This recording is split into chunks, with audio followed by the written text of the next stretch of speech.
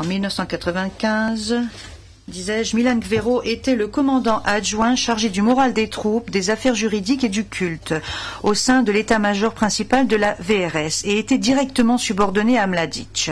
En cette capacité et étant l'un des officiers le plus haut gradé de l'état-major principal de la VRS, Gvero a joué un rôle important lors des opérations de la VRS. Et les opérations à Srebrenica et à Jepa n'ont pas été différentes en ce sens. Gvero avait connaissance des documents essentiels depuis 1992, avait participé à la rédaction de la directive 7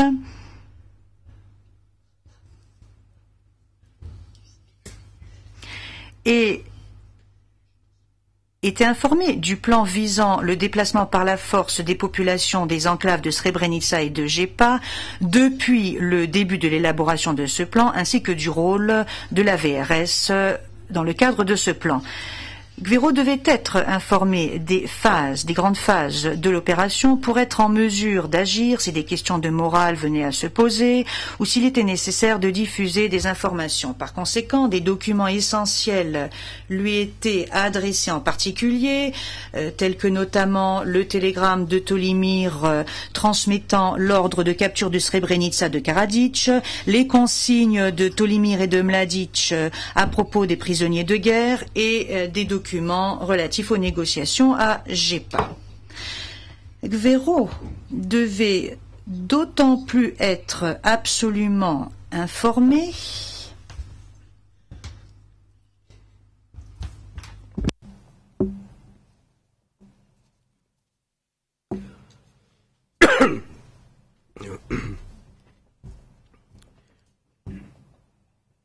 the need for Gvero. Gvero devait d'autant plus être informé car il était parfois le plus haut gradé présent à l'état-major principal, auquel cas les autres commandants adjoints se présentaient au rapport auprès de lui et il pouvait être appelé à intervenir directement lors d'actions militaires en cours. Lors des opérations de Srebrenica et de Jepa, Gvero a exécuté des fonctions essentielles relatives à la propagande extérieure et à l'interaction avec les organisations internationales afin d'étayer le plan de transfert forcé des populations hors des enclaves. Le 10 juillet 1995, la VRS a lancé son assaut militaire contre l'enclave, a investi les postes d'observation des Nations Unies et s'est employé à capturer la prise de Srebrenica, à la suite de quoi Gvero a fait une déclaration aux médias à propos des attaques contre l'enclave de Srebrenica en déclarant que les activités de l'AVRS avaient pour but de neutraliser les terroristes musulmans et n'étaient dirigées ni contre les civils ni contre la Force-Pronu. L'objectif de cette déclaration manifestement fausse et erronée n'est pas criminel en soi, mais était loin d'être innocent. Gvero a fait cette déclaration afin d'induire en erreur les autorités internationales qui souhaitaient protéger l'enclave et afin de retarder toute action qui aurait pu entraver les plans de la VRS. Le 11 juillet, dans le cadre des efforts combinés de la VRS pour mettre un terme au bombardement de l'OTAN contre les forces de la VRS qui s'approchaient de la ville de Srebrenica, Gvero a adopté la même approche que le jour précédent. Il a affirmé, de façon tout à fait erronée, au chef d'état-major de la Force-Pronu, le général Nikolai, que la VRS se contentait tout simplement de riposter à des attaques, tout en sachant que la VRS avait pris la ville et que les musulmans de Bosnie s'étaient enfuis à Potocari. De surcroît, Gvero a menacé Nikolai en déclarant fondamentalement que si l'OTAN ne mettait pas un terme à ces bombardements, les conséquences pourraient être graves pour la Force-Pronu et pour les civils à Potocari. La Chambre de première instance est convaincue que Gvero a présenté cette menace afin de mettre un terme au bombardement de l'OTAN pour que la VRS puisse achever son plan de prise de l'enclave de Srebrenica et puisse déplacer par la force ses habitants musulmans de Bosnie. Peu de temps après, Gvero a mis en garde les effectifs de la VRS quant au traitement accordé aux forces de la Force-Pronu pour éviter toute action qui aurait pu provoquer une réaction et qui aurait pu ainsi compromettre les efforts visant l'arrêt des bombardements de l'OTAN. Eu égard à l'opération de GEPA, bien que Gvero fût parfaitement au courant de l'objectif illégal et de l'évolution de la campagne de GEPA, la Chambre de première instance n'a entendu aucun élément de preuve lui permettant de conclure que Gvero avait contribué à cette campagne. Au vu de l'ensemble de ces facteurs, et pour des raisons détaillées dans le jugement, la Chambre de première instance a conclu que Gvero a apporté une contribution importante à la réalisation de l'entreprise criminelle commune visant le déplacement par la force et en a partagé l'intention commune. De plus, Gvero a agi avec l'intention spécifique de discriminer pour des raisons politiques, raciales ou religieuses. Toutefois, la Chambre de première instance a pris en considération la nature des actes de Gvero ainsi que son niveau de participation à l'opération visant le déplacement par la force. Et la Chambre de première instance n'est pas convaincue qu'il aurait pu prévoir que des meurtres allaient être commis à Potocari. J'en viens maintenant au dernier des accusés, Vinko Pandurevic, qui était commandant de la brigade de Zvornik et avait le grade de lieutenant-colonel en 1995. En tant que commandant du groupe tactique 1, Pandurevic était informé de l'objectif criminel décrit par la directive 7 et du plan de déplacement par la force des populations musulmanes de Bosnie, des enclaves de Srebrenica et de GEPA. Pandurevic et le groupe tactique 1 ont participé à l'attaque contre Srebrenica le 6 juillet et sont entrés dans la ville de Srebrenica le 11 juillet. Alors que les éléments de preuve ne suffisent pas pour conclure que Pandurevic avait eu l'intention d'exécuter l'objectif commun de l'entreprise criminelle commune visant le déplacement par la force, la Chambre de première instance a conclu que la participation de Pandurevic lors de l'attaque militaire et de la prise de l'enclave de Srebrenica a contribué de façon considérable au transfert forcé de la population civile hors de Srebrenica. La Chambre de première instance est également convaincue que, en participant à l'attaque contre l'enclave de Srebrenica, Pandurevic savait qu'il prêtait la main aux persécutions.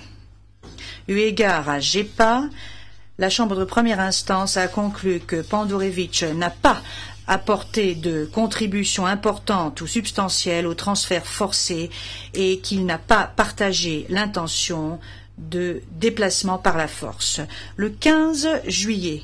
Pandurevic a reçu l'ordre de rentrer dans la zone de responsabilité de Zvornik afin d'arrêter ou d'écraser la colonne et d'empêcher la jonction de cette colonne avec les forces du 2e corps de l'ABIH. À son arrivée à la caserne de Standard le 15 juillet, la Chambre de première instance est convaincue que Pandurevic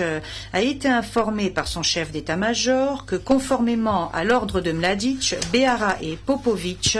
avaient emmené un grand nombre de prisonniers de Bratunac à Zvornik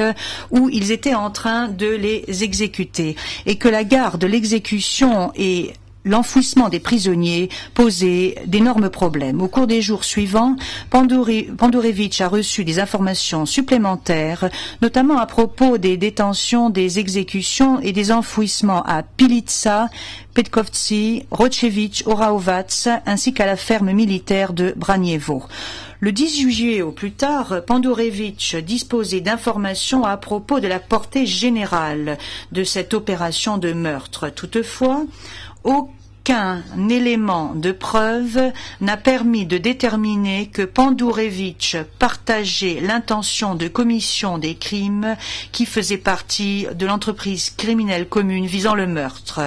Aucun élément de preuve n'a permis de démontrer que Pandurevic lui-même avait participé ou qu'il avait ordonné, autorisé ou de toute manière approuvé la participation de ses subordonnés à l'opération de meurtre. Lors de la période comprise entre le 13 et le 16 juillet, des membres de la brigade de Zvornik ont pris part à la garde des prisonniers musulmans de Bosnie détenus et au transport des prisonniers vers les lieux d'exécution dans la zone de Zvornik. La chambre de première instance est convaincue que des membres de la brigade de Zvornik ont fourni une aide pratique qui a eu des conséquences importantes sur la commission des exécutions des prisonniers. À son retour à la caserne de Standard à midi le 15 juillet, Pandourevitch avait des raisons de savoir que ses subordonnés avaient commis, étaient en train de commettre ou étaient sur le point de commettre des crimes relatifs à la détention, à l'exécution, à l'enfouissement des prisonniers musulmans de Bosnie dans la zone de Zvornik. Tel que cela est détaillé dans le jugement, les éléments de preuve entendus par la chambre de première instance démontrent que Pandourevitch n'a pas véritablement essayé de prendre des mesures dans la limite de ses pouvoirs réels afin d'empêcher toute participation ou une participation continue de ses subordonnés à l'opération de meurtre. Toutefois, eu égard à son devoir de punir, et compte tenu des circonstances uniques et extraordinaires dans lesquelles se trouvait Pandourevitch, la Chambre de première instance considère que les actions ou les actes de Pandourevitch ont été tels qu'il n'est pas responsable pour manquement à l'obligation de punir. Le 16 juillet, Pandourevitch a ouvert un couloir afin d'autoriser le passage de la colonne sur le territoire de la brigade de Zvornik vers le territoire détenu par le 2e corps de l'armée de la BIH, contrairement aux ordres qu'il avait reçus de ses supérieurs. Des milliers d'hommes sont passés par ce couloir. Après la fermeture du couloir le 18 juillet et lors des journées suivantes, des éléments de la brigade de Zvornik ont pris part à la recherche sur le terrain des soldats de l'armée de la BIH. Aux environs du 20 juillet, 10 prisonniers musulmans de Bosnie blessés ont été transférés de l'hôpital de Zvornik au dispensaire de la brigade de Zvornik. Le 23 juillet, Pandourevitch a demandé des consignes au corps de la Drina à propos des prisonniers musulmans de Bosnie blessés qui se trouvaient sous sa garde. La chambre de première instance est convaincue que Pandourevitch a été informé de la venue de Popović qui allait venir prendre les prisonniers blessés. La chambre de première instance est d'autant plus convaincue que les hommes blessés ont été placés sous la garde de Popović le 23 juillet et que Popović a été responsable de leur mort. Bien que la chambre de première instance ait conclu que Pandourevitch n'était pas animé de l'intention de tuer les 10 prisonniers musulmans de Bosnie blessés, elle a conclu à la majorité, le juge Cohen exprimant une opinion dissidente, que Pandourevitch savait qu'il était probable que les prisonniers blessés allaient être tués après leur transfert sous la garde de Popović. En n'intervenant pas, Pandourevitch a manqué à son devoir légal de protection des prisonniers blessés et a par conséquent contribué de façon importante au meurtre de ces 10 hommes. J'en viens maintenant au verdict. Je demanderai à M. Vujadin Popović de se lever.